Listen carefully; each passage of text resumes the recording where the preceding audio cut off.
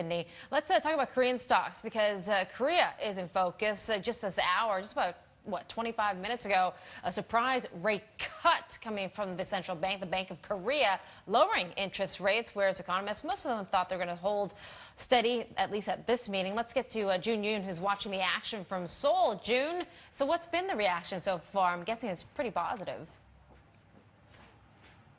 Yeah, exactly, Susan. The reaction on the stock market has been positive, and on the FX side, we are seeing a weaker one after the decision came out.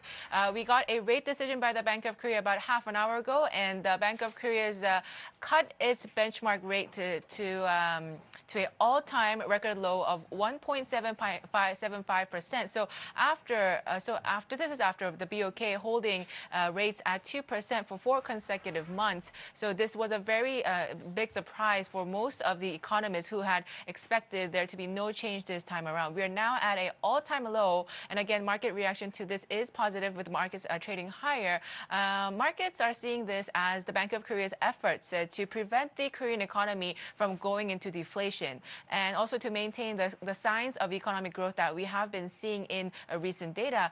There had been quite a bit of pressure for further rate cuts before this decision, but there also had been continuing growing concerns over household debt levels in Korea, and that had been the reason why most economists did not expect a rate cut at this time. But it looks like inflation was a bigger concern than household debt. Inflation has been growing at the slowest level in 15 years, and we did have the Bank of Korea Governor Lee coming out saying that the BOK would have to cut interest rates if the economic situation did not improve. Susan, back to you.